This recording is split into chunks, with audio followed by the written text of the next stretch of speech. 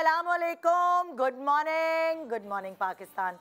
वादा करो तो उसे पूरा करो, ये जुमला हम हर ड्रामे, फिल्म, डाइजेस्ट और पता नहीं कहाँ कहाँ सुनते और पढ़ते हैं और हमेशा से सुनते आए हैं बचपन से।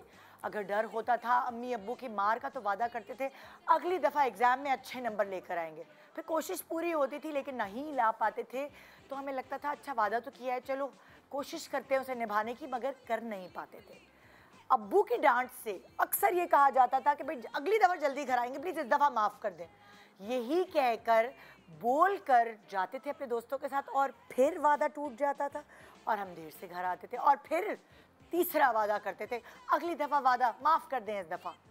उसी तरह कीड़े लग गए दांतों में तो वादा करते थे अपने आप से और अपने घर वालों से अब टॉफ़ी, च्युइंगम, ये फजूल चीज़ें नहीं खाएंगे जिससे दांतों में कीड़े लगे, लेकिन दिल पे काबू नहीं रख पाते थे और वो वादा भी तोड़ देते थे। आहिस्ता आहिस्ता हम बड़े हुए, हमें शऊर आया और फिर हम वादा अलग अलग चीज़ों के हिसाब से करने लगे कि मैं वादा करती हूँ अपनी बहनों से अगली दफ़ा जब मुझे तनख्वाह मिलेगी तो तुम्हें तोहफ़ा दिलाऊंगी। तो ये छोटे मोटे वादे करते करते, वादे तोड़ते जोड़ते जब हम बड़े हुए तो हमारे सरों पर एक बड़ा वादा डाल दिया गया। और वो वादा क्या था जी? अज़दवाजी ज़िंदगी में एंटर होने से पहले मंगनी का वादा। मंगनी क्या है? मंगनी एक वादा ही तो है कि आप किसी की ज़िंदगी में दाखिल हो रहे हैं या अपनी ज़िंदगी में किसी को दाखिल कर रहे हैं। एक वादा किया कि उसके साथ ज़िंदगी भर आप साथ निभाएंगे। मगर बहुत सारे लोगों के वादे टूट जाते हैं, तकलीफ़ देते हैं, चाहे वो लड़का हो या लड़की हो। बहुत सारे घरों में मंगनियाँ नहीं होती, वो कहते हैं कि नहीं मंगनी नहीं करनी चाहिए। बहुत सारे घरों में रुखसती से पहले निकाह भी करना पसंद नहीं करते, वो कहते हैं कि नहीं नहीं नहीं, जब शादी है रुखसती है बस उसी दिन, उस 4-5 दिन पहले निकाह होना चाहिए। ये जो लॉन्ग डिस्टेंस आ जाता है बीच में मंगनी और निकाह के बाद, कुछ लोगों को ये चीज़ फ़ायदेमंद लगती है और कुछ लोग कहते हैं कि दिस इज़ रबिश, ये नहीं होना चाहिए, ये ख़राब हो जाता है, रिश्ता ख़राब कर देता है। बहुत सारे लोग कहते हैं कि मंगनी ख़त्म होने मतलब बेहतर है बजाय उसके कि आपकी शादी ख़त्म हो, आप साथ रहें और एक दूसरे को जानते नहीं हो और फिर आपको एक अलग रूप नज़र आए और आप कहेंगे मैं कहाँ फंस गई या मैं कहाँ फंस गया। तो मंगनी बेसिकली एक तैयारी होती है एक रिश्ते में एंटर होने की। बहुत सारे लोगों के अलग अलग पॉइंट ऑफ व्यूज़ हैं, लेकिन इसके क्या फ़ायदे और नुकसानात हैं आज हम इस शो पर डिस्कस करने वाले हैं। आई गेस हमने कभी ये बात की नहीं, लेकिन इतनी ज़रूरी है क्योंकि आज कितने ही हमें रिश्ते टूटते हुए नज़र आ रहे हैं, चाहे वो निकाह हो चाहे वो मंगनी हो। क्या ये बेहतर है या ये बेहतर नहीं है, ये इस प्रोग्राम को देखने के बाद आपको अंदाज़ा होगा। गुड मॉर्निंग पाकिस्तान ब्रेक के बाद वादा करती हूँ अच्छा सा शो लेकर आऊँगी, ये वादा तो मैं आपका पूरा करती हूँ। तो 2.5 घंटे रहिए हमारे साथ और अपने दिन की शुरुआत अच्छी कीजिए। Good morning.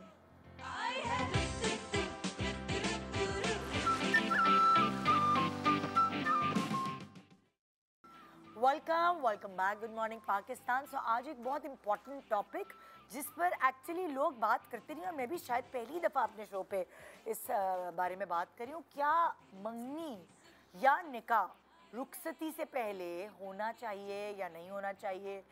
क्या ये अच्छा है एक रिश्ते की बुनियाद के लिए या ये नहीं अच्छा, या लोगों ने इसे खेल बना लिया है, मंगनी करना, मंगनी तोड़ना, दिल तोड़ना।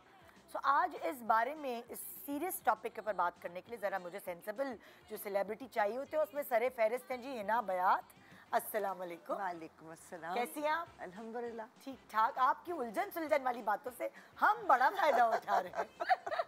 अच्छा ना सिलसिला चल रहा है। आपके ज्ञान से हमें फ़ायदा पहुंच रहा है माशाल्लाह। और मुनज़्ज़ा आरिफ, अस्सलाम वालेकुम। कैसी हैं? जी बिल्कुल ठीक ठाक। और आपके एजुकेशन बैकग्राउंड से भी हम फ़ायदा उठा रहे हैं। थैंक यू जी। है ना? श्योर। अच्छा, आज हमारे पास जो थेरेपिस्ट हैं वो हैं रिलेशनशिप काउंसलर और थेरेपिस्ट फायजा असलम। उनको वेलकम करते हैं शो पे। अस्सलाम वालेकुम। वालेकुम अस्सलाम। पहली दफ़ा आई हैं आप शायद हमारे शो पे, तो चलें इंशाल्लाह आपसे भी बहुत कुछ सीखने का हमें मौका मिलेगा। Thank you so much. और शाजिया रहमान मैच मेकर, रिश्ते इधर से उधर ढूंढ के उनको एक साथ अल्लाह मैंने जो जोड़ियाँ आसमानों पे बनाई हैं ये ज़मीन पे ढूंढ ढूंढ के उन्हें मिलाने का काम करती है। Welcome to the show. Thank you ji. तो हम शुरुआत आपसे ही करते हैं। okay. थोड़ा सा अगर हम रिसर्च पे जाएं क्योंकि ज़ाहिर है आप एक्सपीरियंस्ड हैं और आपका उठना बैठना उड़ना बिछोना यही है, रिश्ता ये है वो हर वक्त। तो आपसे मैं पूछना चाहूँगी, आजकल मंगनी और निकाह पे लोग ज़्यादा रिलाई करते हैं या ये इस चीज़ को पसंद नहीं किया जा रहा अब कि नहीं भाई ये नहीं होना चाहिए? आपका एक्सपीरियंस क्या कहता है? अच्छा, अभी भी इसमें दो ग्रुप्स हैं जो दो स्कूल ऑफ थॉट वाले लोग हैं। वो पहले मंगनी या निकाह इसलिए किया जाता था कि शादी की तैयारी कर लें, थोड़ा सा फैमिलीज़ एक दूसरे को जान लें, लड़की का मिजाज पता चल जाए, लड़के के तौर तरीके या उनके खुशी गम देख लें, उनके रिश्तेदार वगैरह, ये सारी चीज़ें। अब लोग मेजॉरिटी ये सोच के करते हैं कि अगर ख़त्म ही होना है तो अल्लाह ना करे मंगनी या निकाह ख़त्म हो, शादी ना ख़त्म हो, जो कि इट्सेल्फ काफ़ी स्केरी है। क्योंकि मैं ऐसे लोगों को भी जानती हूँ जो कि बड़े खैर अलमिया की बात है कि लड़के वाले गए, उन्होंने लड़की को देखा, 3-4 दफ़ा गए काफ़ी अपने सारे रिश्तेदार लेके, उसके बाद उन्होंने कहा जी हम इंगेजमेंट कर लेते। लड़की वालों ने तैयारी शुरू कर दी, सारा कुछ हो गया, मंगनी करके आ गए। मंगनी वाले दिन वापस आके लड़के के वालिद की वहाँ किसी से मुलाकात हुई और बहुत सरसरी से उन्होंने अपना कोई किडनैपिंग का कोई किस्सा सुनाया है कुछ, और उन्होंने कहा अरे इनके तो इस तंजीम से ताल्लुक़ है, ये कैसे छूटे, ये हुआ। उन्होंने एक दिन के अंदर मंगनी ख़त्म कर दी। अच्छा, फिर उनको दोबारा से लड़की ढूंढ के दी, दोबारा से हुआ कि अच्छा जी मिसहैप हो गया या वाक़ईतन ऐसा हुआ होगा, उनका अपना वो है। 10 दिन के अंदर दोबारा उस लड़के की मंगनी हो गई, क्योंकि उस फैमिली को मैं जानती थी तो मुझे ट्रस्ट था कि अच्छा जी किसी के रेफरेंस से आए। वो दोबारा गए लड़की वालों के यहाँ, हार फूल सब कुछ करके आ गए, पूरे प्रोसेस से गुजर गए। दूसरी लड़की के यहाँ 10 दिन के अंदर पहली जो मंगनी ख़त्म हुई थी, अच्छा, उनसे मिलने मिलाने के मतलब 3 से 4 दिन में उन्होंने बार बार मिलना जुलना, जो कि 2 महीने का टाइम लगता है, वो उन्होंने 4 दिन में कर लिया कि भाई अभी हमने मंगनी ख़त्म की है। उस मंगनी से वापस आते ही कॉल करके कहते हैं कि नहीं जी हमें लोग समझ नहीं आ रहा। मैंने कहा प्रॉब्लम आपके साथ। हाँ, प्रॉब्लम ये समझ आया कि जो लड़के के वालिद साहब थे वो करना ही नहीं चाहते थे उसकी उस वक्त शादी। लड़का बज़िद था कि उसने शादी करनी है, जल्दी करनी है। अब उनको ये था कि मैं मंगनी कर दूं, लड़के को एक तसल्ली भी हो जाएगी। और कुछ वजह पता चली थी कि वो क्यों नहीं करना चाहते? उनके ऑलरेडी 3 से 4 बेटे थे, जॉइंट फैमिली सिस्टम था, और वे कहते थे अभी हम फाइनेंशियली हम इस पोजीशन में नहीं है कि हम अफोर्ड करें। तो वो लड़की वालों के यहाँ जाके मीन मीख निकाल के उन्हीं बेचारों को वो करके वापस आ जाते थे और अपने लड़के को एंड में यही कहते थे कि जी मतलब हमने थोड़ी मना किया, देखो ये प्रॉब्लम था ये। तो मैंने फिर उनसे यही कहा, उनकी वाइफ से मैंने ये बात की कि आपके हस्बैंड अभी करना नहीं चाहते, जब वो राज़ी होंगे बेटे की शादी के लिए फिर आप मुझसे या किसी से भी कांटेक्ट करें, क्योंकि ऐसे लड़की वाले मिठाई बांट देते हैं, लोगों को बताते हैं, लड़की की होप्स आए होती हैं। अल्लाह ना करे कोई, ये नहीं है कि खुदा ना खास्ता ज़िंदगी ख़त्म हो जाती है आप उसको समझे, लेकिन बहुत बुरी बात है, ये नामुनासिब बात है। तो ये तरीका उनके जहन में था कि भाई मंगनी होती ही किस लिए। ये तो किस्से हैं, वो मैं आगे चलूँगी। मुझे सिर्फ अभी आप लुबे लबाब बताएं जो कंक्लूड करके कि आजकल लोग इंटरेस्टेड होते हैं मंगनी के लिए? होते हैं, मैंने आपको बताया ना। और इंटरेस्टेड होने के साथ सबसे बड़ा मोटिव जहन में क्या होता है कि खुदा ना खास्ता शादी ख़त्म होने से बेहतर है कि मंगनी या निकाह ख़त्म हो जाए। ये एक देखने का, समझने का। पहले ये होता था कि ज़बान को बहुत काफ़ी समझा जाता था कि ज़बान दे दिए, इंगेजमेंट रिंग या किसी चीज़ की ज़रूरत नहीं। अब ये कि बहुत धूमधाम से भी चीज़ें करके उसको कहते हैं कि ख़त्म हो गई तो क्या हुआ, व्हाट्स अ बिग डील। अब ये जहन में रख के आगे बढ़ते हैं। दूसरा सवाल मेरा आपसे ये कि क्या जब किसी लड़की की मंगनी ख़त्म हुई भी हो या लड़के की मंगनी ख़त्म हुई हो और आप उसके लिए कोई नया रिश्ता होता है तो क्या उसकी सीवी या उसकी जो लिस्ट जो प्रोफाइल जो होता है, प्रोफाइल उसमें ये लिखा होता है कि एक मंगनी टूट चुकी है? 4 भी टूट जाती हैं तो नहीं बताते, नहीं बताते। लड़के वाले ये कहते हैं और इवन लड़की वाले भी ये कहते हैं, जो सच बात है कि अगर कोई आके हमें पसंद कर लेता है, कोई बात करता है तो हम ज़रूर बताएंगे, लेकिन बिला वजह सबको बताने की ज़रूरत नहीं। अच्छा, निकाह का बताना पड़ता है? निकाह का बताते हैं, निकाह ब्रेक फिर लिखा हुआ आता है, चाहे वो अल्लाह ना करे एक दिन में निकाह ख़त्म हुआ हो, कभी बाहर लोग होते हैं तो 4 साल में रुखसती नहीं हो पाती, वो बताना पड़ता है। लेकिन मंगनी का people do prefer this days कि नहीं बताएं तो अच्छा है, लेकिन बात आगे बढ़े तो हम सच्चाई के साथ बता दें, आपको पता है। ठीक है। अच्छा, आप लोग क्या कहते हैं इस लोगों के परसेप्शन पर मंगनी और निकाह को लेके? मैं आप दोनों का अपना अपना पर्सनल पॉइंट ऑफ व्यू जानना चाहती हूँ। जी हिना जी। आई थिंक पर्सनली मैं I don't believe in this कि बहुत बड़ी बड़ी लैविश मंगनियाँ की जाएं। मैं तो खैर से भी बिलीव नहीं करती कि बहुत बड़ी बड़ी शादियाँ की जाएं। हाँ। लेकिन मंगनी बेसिकली एक ज़बान होती है, एक कमिटमेंट होती है। तो आई थिंक ये जो ट्रेंड शुरू हो गया ना कि बहुत धूमधाम से बहुत बड़े बड़े फंक्शंस हो रहे हैं मंगनी के, इट्स अननेसेसरी। और एक अननेसेसरी नज़र भी बिला वजह उस चीज़ों में अब कहते हैं ना, आप नज़रों में आ जाते हैं। एक कमिटमेंट है, आई थिंक वो एक कुछ अरसे के लिए वो मंगनी का पीरियड इसलिए मुझे लगता है कि बेहतर होता है, क्योंकि आप अगर किसी को जानते भी हैं ना वैसे, तो जब तक वो रिश्ता उस तरह से बन नहीं जाता है, आप उस नज़र से देख भी नहीं रहे होते। तो एक मंगनी का जैसे आप समझ लें एक बहुत अंडरस्टैंडिंग पीरियड होता है, लड़का लड़की के लिए भी, फैमिलीज़ के लिए भी, कि अगर खुदा न खास्ता एक ट्रायल पीरियड कोई ऐसी बात हो जो वाकई इतनी बड़ी उसमें कबाहत आपको महसूस हो कि आप रिश्ता कंटिन्यू ना करना चाहें, तो आपके पास एक ऑप्शन, अच्छा बेहतर ऑप्शन होता है कि आप उस चीज़ को ख़त्म कर दें। उसके बरक्स अगर आप निकाह कर देते हैं, तो निकाह मैं बिलीव करती हूँ ज़ाती तौर पे, निकाह करें तो रुखसती कर दें। ओके। क्योंकि निकाह करके अपने घर में बिठाना, हाँ। फिर 100 बातें होती हैं, 100 ज़बानें होती हैं, चीज़ छोटी सी होती है, वो कहते हैं ना बात निकलती है तो फिर दूर तक जाती अच्छा, है। निकाह जैसे अगर बाहर हैं और पेपर्स बनने हैं, ये जो है तो I would say minimum time period, minimum time period, क्योंकि निकाह करके घर में रखना और उसको एक्सटेंड करना बहुत नज़ाकत प्रॉब्लम्स को जन्म देता है। हाँ।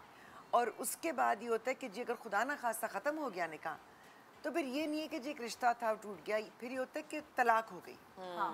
घर बैठे ना रुखसती हुई ना शादी एक्चुअली हुई, और आपके ऊपर एक लेबल लग गया कि ये इवन तलाक ऑनलाइन याफ्ता भी है। निकाह होता है तो यही कंसीडर किया जाता है कि लड़की की डिवोर्स हुई है, Okay. जबकि वो बराबर में सोफे पे शायद बैठी भी नहीं होती है। हाँ. जो लोग बगैर एंगेजमेंट के या उनकी बात चल हाँ, रही होती बिल्कुल. होते हैं, हाँ. तो वो लोग कंसीडर यही करते हैं कि इसकी तो अच्छा, मैं डिवोर्स आपको हुई भी बताऊँ है। कि अब इवन दुनिया में ठीक है थोड़े डिफिकल्ट प्रोसेसेस हैं, लेकिन अब जैसे लोग फियांसे वीज़ा पे चले जाते हैं, एग्जैक्टली। फियांसे वीज़ा पे जाते हैं बिल्कुल और वहाँ पर आप अपना एक प्रोसेस कर लेते हैं, क्योंकि देखिए जिसकी नीयत नेक होगी ना, हाँ. वो आपके साथ गड़बड़ नहीं करेगा। हाँ, हाँ. लेकिन मुझे इस चीज़ से घबराहट होती है कि निकाह कर लिया और घर में बिठा लिया। क्योंकि ये जो निकाह वाला सिनेरियो था बाहर पेपर्स का, बहुत सारे मेरे खानदानी के लोग ऐसे हैं कि वो पेपर्स लड़की के या लड़के के बन ही नहीं पा रहे थे।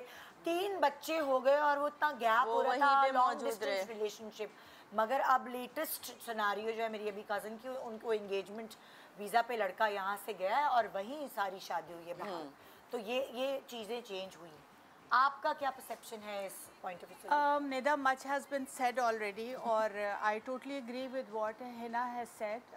मेरी अपनी मंगनी 1 साल रही। मंगनी जनरली लोग इसलिए कर लेते हैं ताकि पता चले कि हाँ इसकी बात होगी, लड़की या लड़का बुक हो चुके हैं एक दूसरे के लिए। तो ये सिर्फ अपनी सिक्योरिटी के लिए लड़के वाले जो ना एक स्टेप लेते हैं या लड़की वाले, ताकि निकाह कर लें। हाँ, नहीं मंगनी कर लें। अच्छा, अच्छा। और वो भी आई वुड नॉट से कि कभी भी लाविश होनी चाहिए, सच अ वेस्टेज ऑफ मनी। बहुत मुनासिब छोटी सी गैदरिंग में 2 फैमिलीज ही आपस में बैठ के मंगनी कर लें। और अच्छा है that you test the waters before getting married, बजाय इसके कि बाद में इंसान ये जैसे डिवोर्स का ठप्पा लग जाए।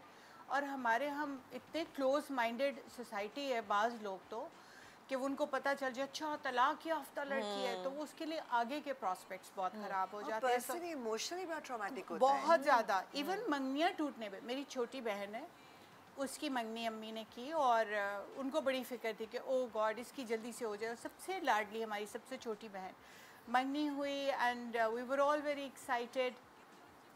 समहाउ भाई की शादी बीच में आई और वो लोग आए एंड अजीब स्टूपिड बात उन्होंने की कि हमें वो प्रोटोकॉल नहीं दिया एंड अम्मी वो अब जब मुझे क्लियरली याद है कि जब वो लोग उनकी फैमिली आए हैं तो अम्मी ने कहा भाई इनको बिठाओ, हम खुद एस्कॉर्ट करके लेके गए, उनको बिठाया, ये वो जितना और क्या प्रोटोकॉल दें भाई।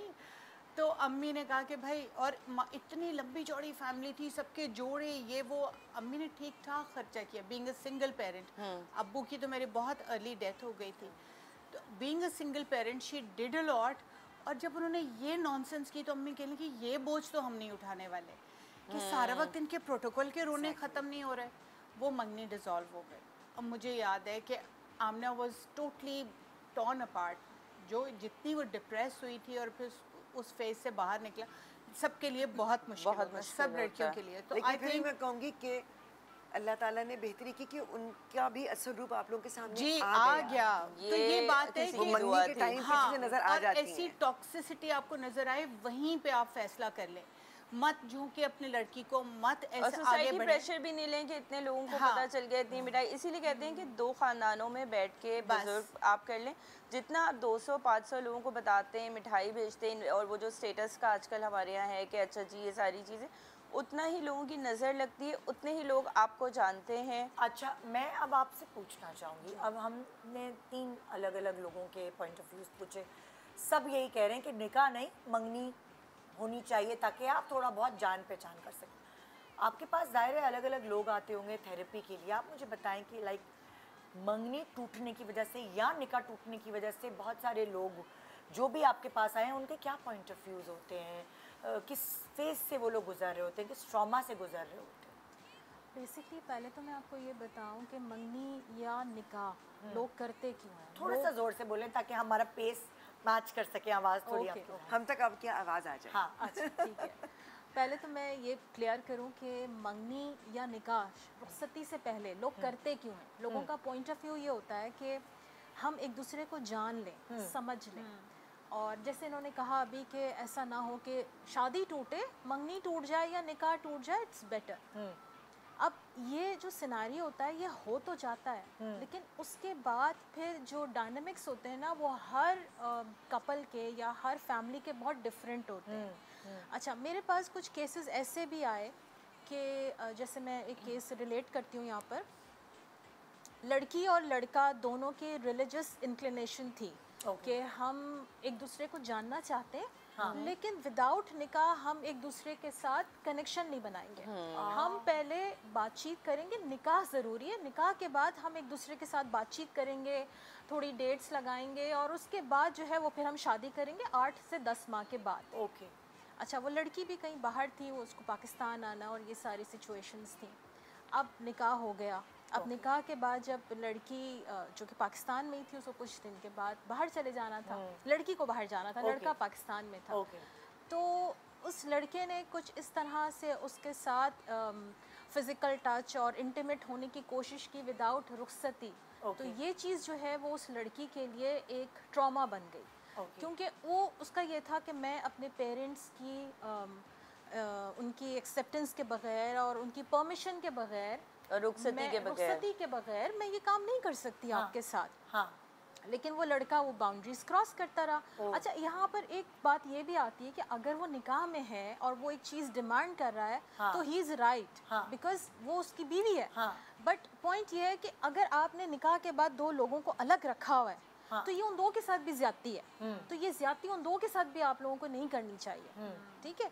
अब जब कर लिया तो फिर उसके बाद अब वो लड़की जब उसकी बात नहीं मान रही तो अब वो इश्यूज क्रिएट हो रहे हैं। अब वो इश्यूज क्रिएट होते होते बात यहाँ तक पहुँच गई कि अब डिवोर्स की बातें हो रही हैं। यानी निकाह को 2 माह हुए हैं और अगले 6 माह बाद रुखसती थी और अब डिवोर्स की बातें हो रही हैं। अब ये सोच रहे हैं कि कौन पहले पहल करेगा, तुम खुला लोगी या मैं तलाकनामा तुम्हें भिजवाऊं। तो इस तरह की जो डायनामिक्स है ना, मैं पर्सनली ये समझती हूँ, जैसे आप सबकी भी एक ओपिनियन है और राय है, निकाह के बाद फौरी तौर पर रुखसती कर लेनी चाहिए। अच्छा, फिर कुछ डायनामिक्स होते हैं कि चूंकि वीज़ा फ़ाइल करना है, इसलिए निकाह करके लड़का चला गया है बाहर और वीज़ा फ़ाइल कर दिया है, तो फिर जब वीज़ा लग जाएगा तो फिर रुखसती होगी और लड़की को ले जाएगा। ये डायनामिक्स जो है ना, ये बहुत ट्रॉमेटाइज हो जाते हैं। क्योंकि ऐसे भी मेरे पास केसेस आए कि ऐसा हो गया या नहीं, बाहर भी नहीं था, लेकिन चूंकि बस वो डिस्टेंस लिया हुआ था, गैप लिया हुआ था निकाह और रुखसती में, तो अब फिज़िकल इंटीमेसी भी हो गई दोनों में, छुप छुपा के हो गई। पेरेंट्स को, दोनों में से किसी के पेरेंट्स को इस बारे में कुछ नहीं पता। और उसके बाद अब डायनामिक्स ये हैं कि अब दोनों में झगड़ा हो रहा है। क्योंकि साथ तो दोनों रहते नहीं है मियाँ बीवी, लेकिन साथ नहीं रहते। तो वो जो मियाँ बीवी वाले झगड़े हैं ना, वो भी हो रहे हैं। गलत फहमियाँ अपनी जगह है, क्योंकि दोनों की circumstances, situations are very different. तो यहाँ पर आके जो ना वो बहुत conflicts आ जाते हैं. तो आप कहती हैं कि like निकाह is dangerous. निकाह Which और relationship? अगर रुखसती करना फौरन ही है, नहीं कर रहे हैं तो निकाह बहुत रिस्की साबित हो बहुत जाता है। रिस्की है. अगर करना ही है तो मंगनी कर लें. हाँ, हाँ, it's better. It's better. एक ब्रेक के बाद आके हम इसे कंटिन्यू करते हैं. अभी तक हमारा थोड़ा सा जो निकला है कंक्लूजन वो ये है कि मंगनी इज बेटर देन निकाह. ये अभी सबने थोड़ा यही बोला We do है. agree. नेक्स्ट हम क्या बात करते हैं आइए जानेंगे एक छोटे से ब्रेक के बाद. Good morning.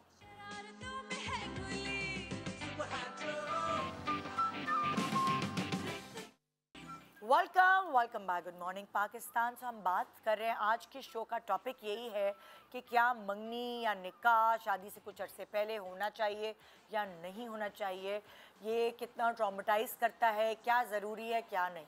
सो आइए हम चलते हैं अब अगले सेगमेंट की तरफ. पिछले सेगमेंट में जैसे मैंने कहा सबने थोड़ा मंगनी को वोट दिया, निकाह को इतना वोट नहीं दिया गया. अब आगे हम बढ़ाते हैं. हम कहाँ से मैंने आपको कट किया था? किस निकाह करके रुखसती ना करना, हाँ, उसको हमने वोट नहीं दिया. हाँ, हम कह रहे निकाह करें तो रुखसती करें. हाँ. मैं इनकी बात से एक्चुअली सोच रही थी कि जिन्होंने कहा कि वो एक कपल का, इन्होंने कहा कि वो रिलीजियसली इंक्लाइंड थे.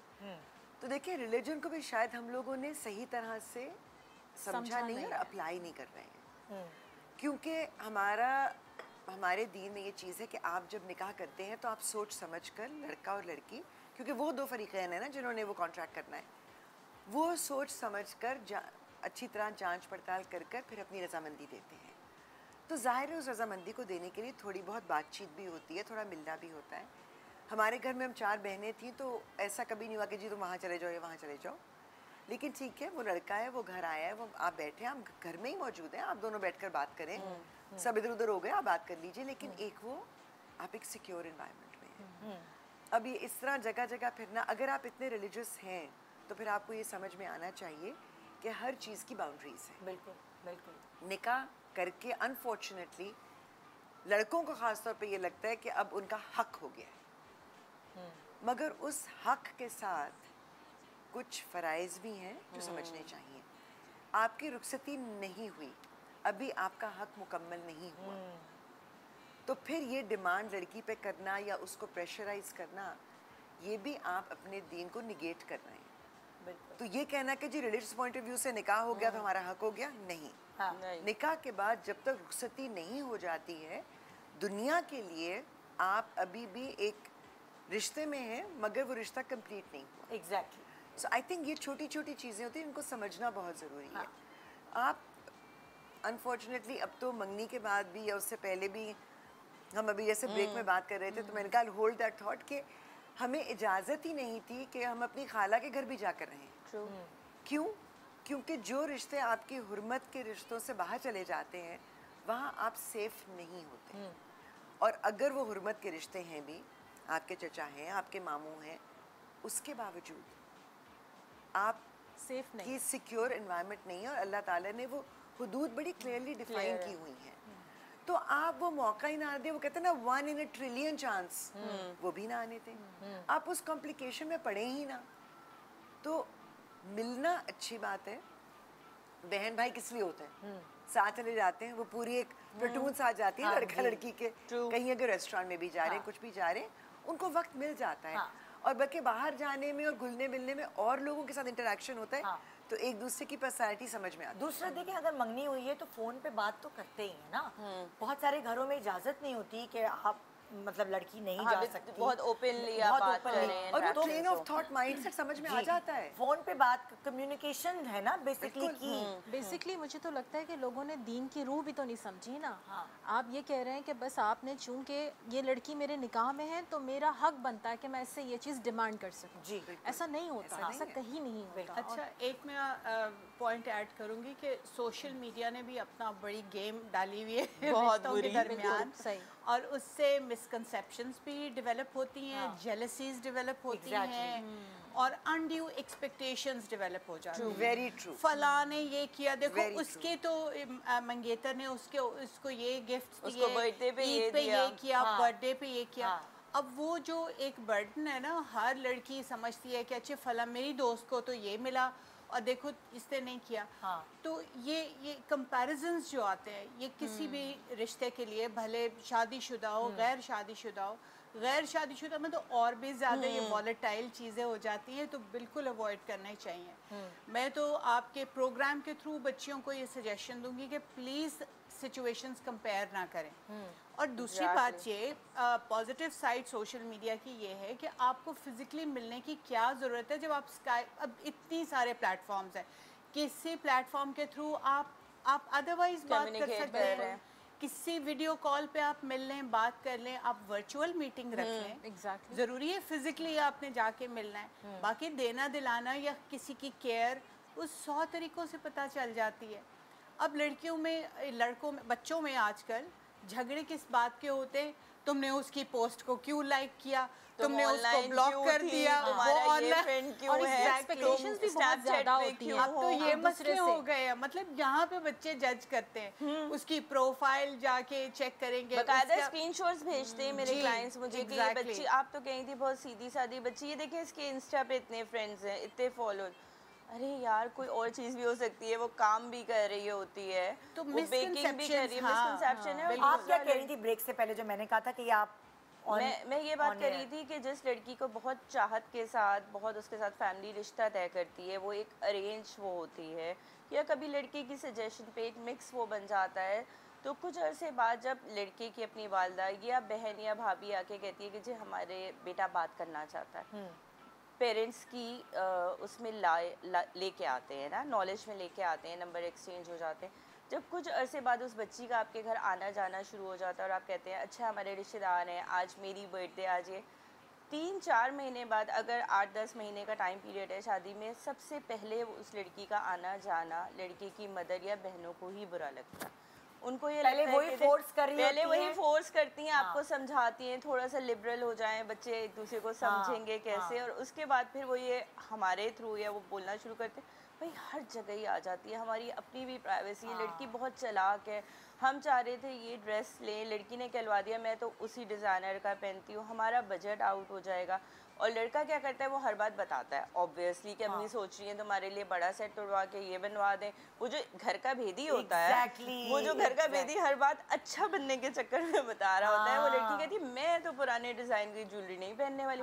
अब वो जो लड़की बड़ी चहीती होती है वो आपको बुरी लगे, ये नेचुरल है। वो कहते हैं ना रोज का कदर खो देता है रोज का आना जाना। Exactly. तो वो जो एक बड़ी फाइन लाइन होती है कि ठीक है आप आना जाना रखें या पेरेंट्स के साथ, या आप होटल में कहीं जा रहे हैं, आपको अच्छी खासी टाइम मिल जाता है, जगह मिल जाती है। और आई थिंक बाहर जाने का एक फायदा होता है कि जैसे आप बहन भाइयों के साथ या फ्रेंड्स के साथ एज अ ग्रुप, कहते हैं सेफ्टी इन नंबर्स, एक ग्रुप में आप जा रहे होते मदर्स लंच कर रही होती हैं, बच्चे तो बैठ जाते हैं, ये भी होता है कि एक दूसरे को देखने का कि चलिए अगर मदर इन लॉ है या सिस्टर इन लॉ है, वो किस तरह सोशली इंटरेक्ट करती हैं, उनका बिहेवियर आपके साथ कैसा होता है, या अगर आप फियांसे के साथ भी जा रहे हैं और भी लोग साथ हैं, तो अगर आप किसी रेस्टोरेंट में कुछ ऑर्डर भी कर रहे हैं, किसी से बात भी करें, इंसान की पर्सनालिटी के मुख्तलिफ जाविये आपको नजर आते हैं और बहुत तो वो क्लियर कोई बुरी नजर बात आते नहीं हैं। है। लेकिन ये तन्हाई वाला जो मामला है ना, ये बहुत मेरी dangerous हो और जाता है। अम्मी ये बड़ी पेरेंट्स के लिए भी इम्पोर्टेंट बहुत बात ज़्यादा कहा लंबे करती थी। फिक्रिया हो माय जाता मदर यूज्ड टू से this and I always remember it,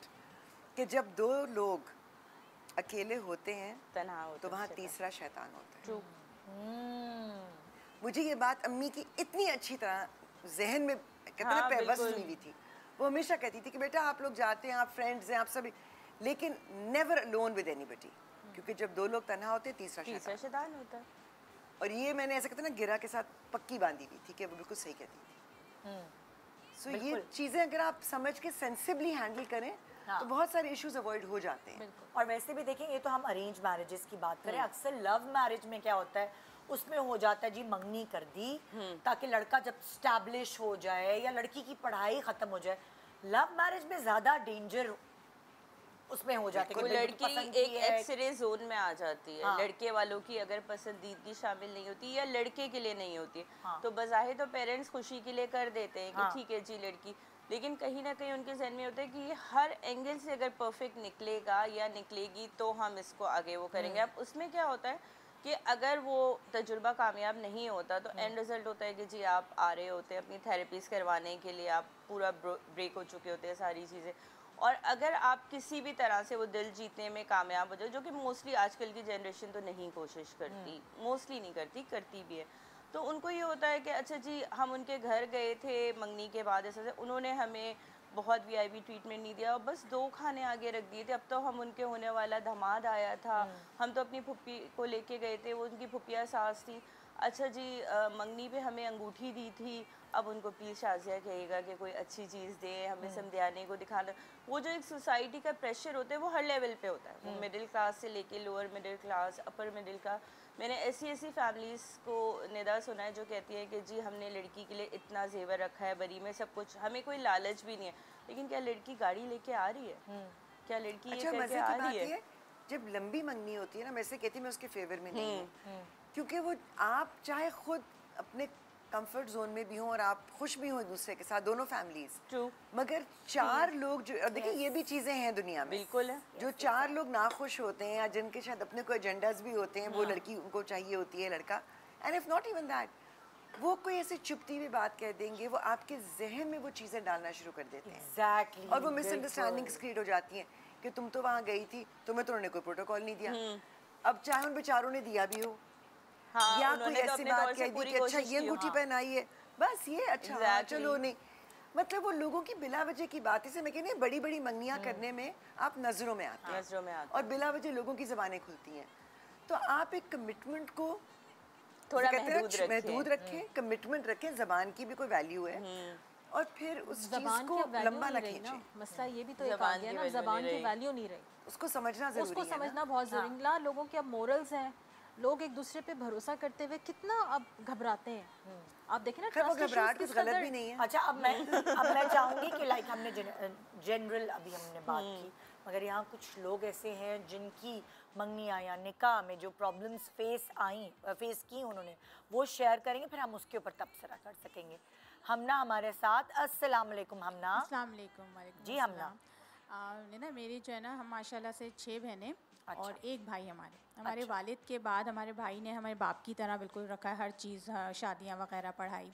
हमारी जो सबसे छोटी बहन है ना, वो माशाल्लाह हमारी लाडली भी थी और प्यारी भी थी। हमने उसकी एक जगह मंगनी करी, बहुत अच्छी, बहुत धूमधाम से करी।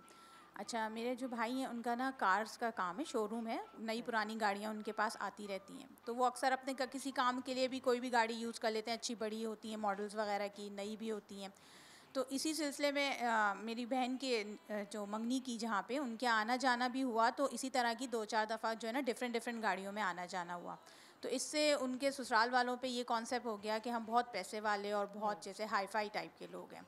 तो जब ये कॉन्सेप्ट उनका बनना शुरू हुआ और जब मेरी बहन की शादी की डेट वेट फिक्स हुई और सब कुछ होने लगा, तो उनके थोड़ा रवैया हमें ऐसा महसूस होने लगा, थोड़ी डिमांडिंग टाइप का।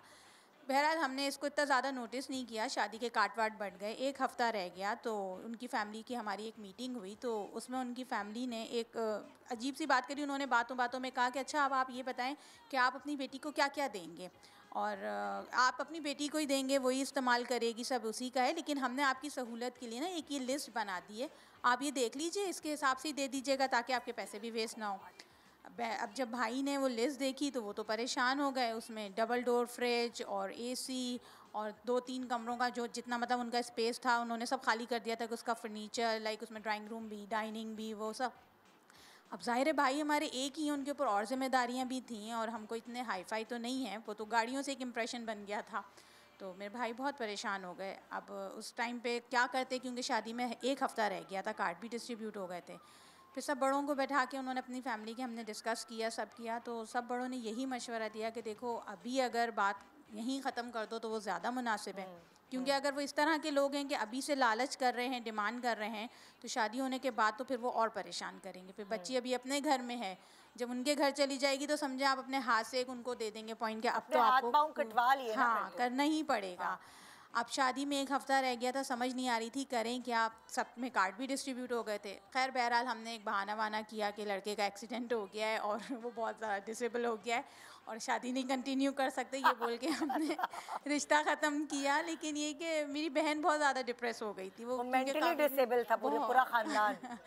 तो इस तरह करके उस लालच से हमने पीछा छुड़ाया, वरना हमारी बहन बहुत परेशान हो जाती है आगे जाके। हाँ हाँ, ये जो बात कह रही हैं ना, जो मतलब लाइक ये सिनारियो है, अगर तभी तो माँ बाप इतना मना करते हैं कि अगर मंगनी हो गई है तो बहुत ज़्यादा मिलो जिलो नहीं, या डेट्स पे बहुत नहीं नाजुक जाओ। रिश्ता है। कल को खुदा ना Exactly. खास्ता ऐसी कोई चीज़ आए, बिकॉज ये case is a true reflection of our society, हाँ। कि एक वीक पहले या एक मंथ पहले भी लड़के वाले झिझकते नहीं हैं, उनको लगता है कि ये तो अब हमारी हर बात मानेंगे। Exactly. अब जब लड़के वाले ये बात करने के लिए लड़की वाले बैठते हैं कि हम ख़त्म करते हैं, तो सबसे ज़्यादा शोर लड़की मचाती है। हाँ। मैं तो इमोशनली भी अटैच हूँ, मैं ये कर लूँगी, मैं वो कर लूँगी, तो इसी वजह से मना किया जाता है कि एक तो इतना ज़्यादा आप क्लोज नहीं हो, इतना अटैच नहीं हो। मंगनी बहरहाल एक बहुत नाजुक रिश्ता है, उसमें बहुत सारी पेचीदगियाँ आ सकती हैं। कल को अगर कोई बात होती है तो बड़े बैठ के डिसाइड कर सकते हैं कि हम खुदा बहुत ना सारे खास्ता लोगों के ख़त्म रिश्ते करें। मैंने जो वो होते हैं ना, पैसे होते हैं ना, क्या कहते हैं, मेहर के ऊपर खत्म होते हुए लड़ाइयाँ देखी हैं मैंने। लेकिन ना इसका पॉजिटिव एस्पेक्ट आप ये देखिए कि अगर मंगनी हुई भी है, आपको उन जैसे कहते हैं ना वो ट्रू कलर्स उनके सामने आ गए। आपने अगर आना जाना ना रखा होता, तो ये भी अगर नहीं पता उनको चलता, ये चली गाड़ियाँ जाती। नजर ना आती तो शायद उनकी असलियत आप पर ना खुलती। एग्जैक्टली। उन्होंने शादी से पहले अपनी असलियत खोल दी।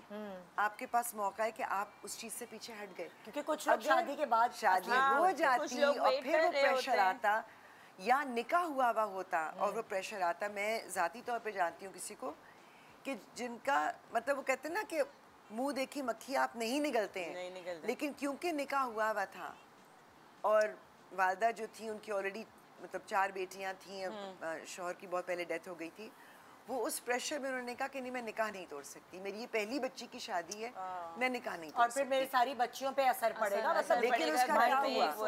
वो चीजें नजर आ रही थी, वो रेड फ्लैग्स खड़े हुए थे आंखों के सामने, लोगों को दिख रहे होते हैं। लेकिन शादी के 1.5 साल के अंदर अंदर वो लड़की वापस आ गई और इस तरह बच्चे के साथ वापस आई।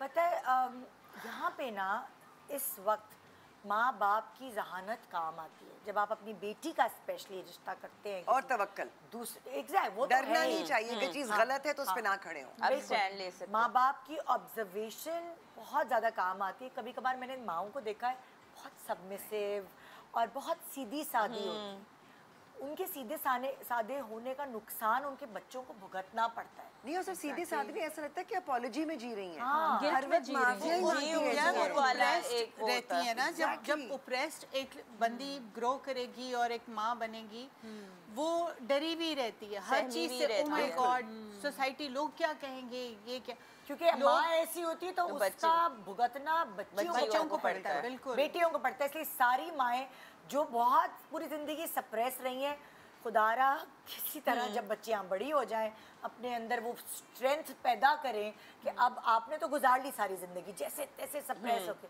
अपनी बेटियों के लिए आपको थोड़ा स्ट्रॉन्ग होना पड़ता वैसे मैंने ऐसी माएँ देखी हैं है। हुए हैं जिन्होंने अपने ऊपर change बहुत बर्दाश्त किया, लेकिन जब बच्ची बच्चों पे की बात बारी आई है आए तो तो शेर नहीं खड़ी होगा, शेरनी की तरह खड़ी हुई है। एक ब्रेक के बाद देखते रहिए गुड मॉर्निंग पाकिस्तान।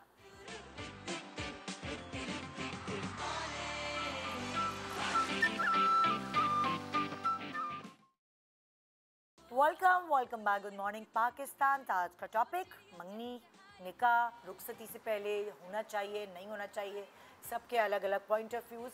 जो अगली मेरे पास यहाँ पे सारा है, मेरा ख्याल से सारा, वो देखते हैं कि वो किस मुश्किलात से दो चार रही हैं। आइए, अस्सलाम वालेकुम सारा। वालेकुम अस्सलाम। जी सारा। निदा, मैं आपको ये बताना चाहूँगी, अपने भाई की कहानी सुनाना चाहूँगी, क्योंकि हम लोग अक्सर यही देखते हैं कि जब भी हम रिश्ते के मुतालिक बात करते हैं कहीं पर भी, ब्रीफली हम लड़की वालों की छानबीन नहीं करते, अक्सर लड़कों के पीछे ही लग जाते हैं, उनकी इंक्वायरी करते हैं। लेकिन मैं अपने कॉल के ज़रिए ये मैसेज देना चाहूँगी लोगों को कि लड़की की छानबीन भी बहुत ज़रूरी होती है हर तरह के एतबार से। और मेरे भाई के साथ भी यही वाक़या हुआ था, क्योंकि भाई हमारे सऊदीया में रहते थे, तो उनको 1 साल के अंदर शादी करनी थी। तो हम जब शादी के लिए बातचीत वगैरह, हमने एक फ़ैमिली देखी, बहुत अच्छी फ़ैमिली थी, इकलौती उनकी बेटी थी। तो जब हम शादी के लिए हमने बातचीत करी, हमारी हो गई थी 2 महीने एटलीस्ट बात चल रही थी। फिर अचानक यूँ हुआ कि हम उसी रास्ते से जा रहे थे, तो हमने सोचा कि चलें, रास्ते से गुज़र हो ही रहा है तो हम उनके घर भी जाके बातचीत कर लें। जब हम उनके घर गए तो वो फ्लैट में रहते थे, और आपको तो अमूमन पता है ये फ्लैट में रूम्स कैसे होते हैं, एक के बाद एक कंजस्टेड वैसे ही होता है। तो हम जब रूम के अंदर गए, उनके जो स्टार्टिंग का था वो काफ़ी वेल ड्रेस्ड रूम हुआ था, ड्राइंग रूम उनका। तो हम जब गए वहाँ पे कुछ गेस्ट बैठे हुए थे और उनके पास सामान जो होते हैं शादी के, अमूमन मिठाई, फल वगैरह, ज्वेलरी, ये सब चीज़ें भी रखी हुई थी। तो उनके जो पेरेंट्स थे लड़की वालों के, तो उन्होंने वो देख के, हम जब दरवाजे पे पहुँचे तो वो फ़ौरन चौंक गए हमें देखकर। उन्होंने कहा कि मतलब इनको अब कहाँ बिठाएं, क्या है। जब हम अंदर जाने लगे तो हमने देखा उनके एक लड़के वाले आए हुए थे। उनकी जो लड़की के पेरेंट्स थे वो मेरे पेरेंट्स को अंदर ले जाकर उन्होंने बिठा दिया, लेकिन मैं वहीं पे स्टे हो गई। और जब मैं वहाँ पे जाके मैंने उनसे बातचीत करी तो उनके तोहफ़े वगैरह के तहाइफ़ के पूछा कि ये किस लिए है, क्यों है, तो उन्होंने बताया कि इनकी इकलौती बेटी से हमारे बेटे का रिश्ता हुआ था। अब वो बहुत चौंक गए। उन्होंने कहा ये तो अब बात खुलकर सामने आ ही गई।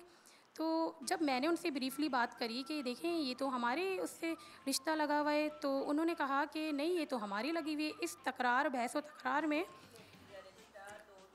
इस तरह से किया हुआ। तो बहस व यानी कि मंगनियाँ वो कर लेती थी लड़की वाले और गिफ्ट्स बटोरना। ओह माय गॉड, अच्छा।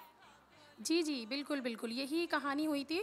तो मतलब उनका ये लगा हुआ था कि वहाँ से भी हम गिफ्ट बटोरें, यहाँ से भी गिफ्ट बटोरें, लेन देन हमारा चलता रहे। जहाँ से हमें अच्छा गेन होगा वहाँ से हम मतलब उधर ही बात पक्की कर देंगे।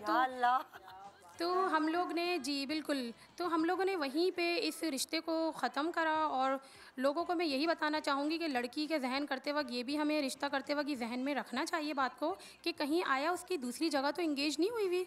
ये बात भी हमें जहन में लाजमी रखना चाहिए। अच्छा, यहाँ मैं अपना एक पर्सनल किस्सा भी शेयर करना चाहूँगी।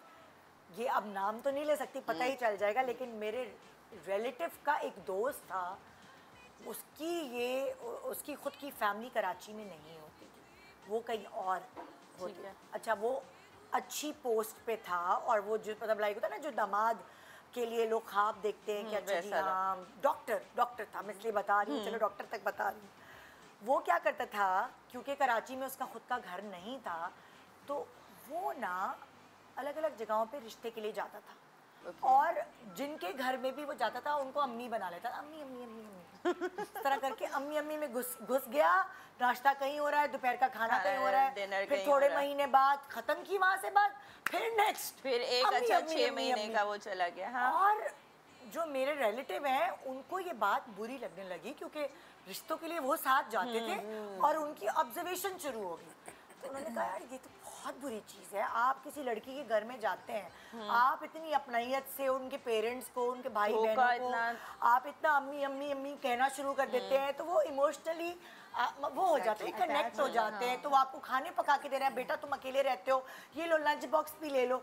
तो उन्होंने तो अपनी कैंटीन का इंतज़ाम किया हुआ है ना, मतलब इस तरह 2-2 महीने बाद घरों के जायके चेंज हो रहे हैं, रिश्ते चेंज हो रहे हैं, लड़कियों के दिल टूट रहे हैं। तो बाकायदा उन्होंने ये अपना एक वतीरा बनाया हुआ था और आज तक माशाल्लाह उनकी शादी नहीं हुई। मैं आपको इस पे अनमैरिड है, होनी भी नहीं चाहिए उनकी, होनी चाहिए।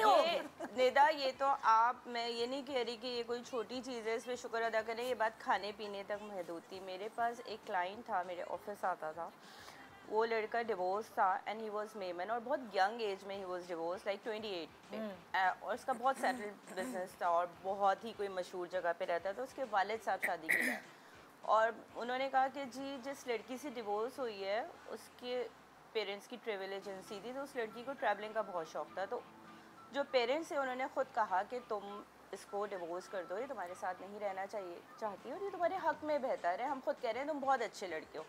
वो वहाँ से उसके अंदर पता नहीं कौन सा कोई इंतकामी या उसका एक वो जज्बा आया, मुझे समझ में नहीं आता, उसके साथ वहाँ पे बुरा हुआ। उसने क्या किया, लड़कियाँ देखना, उसने शर्त रखी मैं अनमैरिड लड़की से करूँ, ठीक है, ये मेरी पहली शर्त है और लड़की बहुत खूबसूरत हो और मैं अंडरस्टैंडिंग करूँगा। अच्छा, अब उसके फादर भी थे, शरीफ फैमिली भी थी, इन्वेस्टिगेशंस भी की, वाक़तन लड़की के पेरेंट्स ने ये कहा था कि बहुत अच्छा लड़का है। उनसे मेरी ख़ुद बात हुई, उस लड़के ने एक लड़की को पसंद किया, वो एक बहुत मशहूर फैमिली, पॉलिटिकल फैमिली से उनका कनेक्शन, उस लड़की से बातचीत हुई, इनकी बात शुरू हो गई, मतलब हमें भी पॉजिटिव, हमें फ़ीस की पेमेंट भी करती, रिश्ता आगे चला गया। अब हम कनेक्शन में नहीं। एक दिन लड़का आया और वो कहता है कि वो लड़की शादी से इनकार कर रही है। शादी से इनकार कर रही है, क्यों कर रही है? कह रहे मैं आपको सच बताता हूँ, मैं उसके साथ घूमा फिरा, उसके बाद फिर मैंने उससे कहा कि कहीं का ट्रिप प्लान करते हैं, ज़्यादा अंडरस्टैंडिंग हमारी हो जाएगी। हम दोनों बाहर घूमने चले गए। उसके पेरेंट्स को नहीं पता, वो अब मुझसे शादी से मना कर रही है। तो मैंने कहा अच्छा, वो उसके पेरेंट्स को मुझे बताना है ये बात? तो कहता है हाँ आप बताएं, वरना मैं सारी ये चीज़ें दिखा, मेरे पास तो पिक्चर्स हैं। Oh my God. और मतलब मैं वो तो मेरी पसंद के खाने सीख रही थी, वो तो ये सीख रही थी, वो तो मेरा अच्छा, अब लड़की की जब मैं पेरेंट्स से बात करना चाहूँ तो वो कहें कि हम ख़त्म करना चाहते हैं। मैंने कहा देखिए आप मेरे पास आएँ, हम बैठ के बात करते हैं। एंड दे वर लाइक नहीं नहीं हमने ख़त्म। मैंने कहा आप समझ नहीं रही हैं नज़ाकत को, आप आके बात करें। अच्छा, मैंने उसकी वालदा को बड़े तरीके से बड़ा वो करके, बट बहरहाल बात ही इतनी बड़ी थी, मैंने बताया तो वो कहनी ऐसा हो ही नहीं सकता। मैंने कहा मेरे पास पिक्चर्स नहीं हैं, I am very sorry but ये पिक्चर्स मेरे पास हैं। कि नहीं हमें तो पता ही नहीं है सब। अच्छा, लड़की से जब मैंने बात की अकेले, वो कहती है बहुत पोजेसिव है, ये मुझे कहता है खाना पकाने सीखो इसको। और मेरी तो मैंने जॉब अप्लाई की थी, मेरी तो एयरलाइंस में जॉब हो गई है। और she was very young, she was very pretty. और उसको था कि ठीक है मैंने इसको देखा, नहीं समझ आया तो क्या, व्हाट्स अ बिग डील। तो उन दोनों ने अपना एक्सपेरिमेंट किया, दोनों ने अपनी जो वो एक उनकी फैंटेसी थी वो चीज़ें के हम बज़ाहिर वो लड़का ढूंढ रहा था और वो सच्चाई के साथ ढूंढ रहा था। तो कुछ नहीं पता होता कि वो खाना पकाने के लिए अम्मी बना रहे हैं या वो घुमाने के लिए लड़की को वो एक बहुत फैमिली उसमें कर रहे हैं। तो इन चीज़ों से भी बचना चाहिए। ज़रूरी नहीं कि जितने लोग दिख रहे हैं वैसे हों भी। लड़कों की इन्वेस्टिगेशन बिल्कुल सही बात की इन्होंने कि करनी चाहिए, लेकिन लड़कियों की भी कहीं कहीं पे भी बहुत ज़रूरत पड़ जाती है। तो लड़कियों में आजकल जैसे मुनज़्ज़ा कह रही थी कि ये बहुत ज़्यादा एक वो उनके अंदर एक चीज़ पैदा हो गई है कि they want constant validation. True. ठीक है, हर चीज़ का दिखावा है, हर चीज़ को उन्होंने शेयर करना है। अब वो ओवर शेयरिंग भी जो होती है ना, इवन आपस के रिश्तों में वो बड़े बहनों में भी कभी-कभी आप बता रही हैं ब्रेक के दौरान कुछ। जी जी जी एग्जैक्टली जैसे आपने कहा ना कि वो बहुत ज़्यादा एक तो शेयरिंग, तो ये जो शेयरिंग का कॉन्सेप्ट है ना, ये सोशल मीडिया पे बहुत कॉमन हो गया। ओवर शेयरिंग कि आप कहीं पर भी बैठे हैं अपने फियांसे के साथ या अपनी फैमिली के साथ, आप कहीं पिक्चर पोस्ट कर रहे हैं इंस्टा पे। जैसे मैंने उस वक्त भी मैं शेयर कर रही थी कि मेरी अपनी फैमिली में यह वाक़या हुआ कि लड़के की मंगनी अपनी पसंद की हुई भी थी और उस लव जो एंगेजमेंट थी वो विद इन अ वीक क्यों टूट गई, क्योंकि जब वो उस 2-3 महीने में कहीं पर भी डेट पे जाते थे, कहीं चाय पी रहे हैं, कहीं खाना खा रहे हैं, कहीं सिनेमा में बैठे हैं, तो वो लड़की अपनी हर उसकी पिक्चर जो थी वो सोशल मीडिया पे पोस्ट कर देती थी। और ये चीज़ जो थी वो लड़के की चिढ़ थी कि वो ये कहता था कि तुम ये इंस्टा पे क्यों डाल देती हो pictures.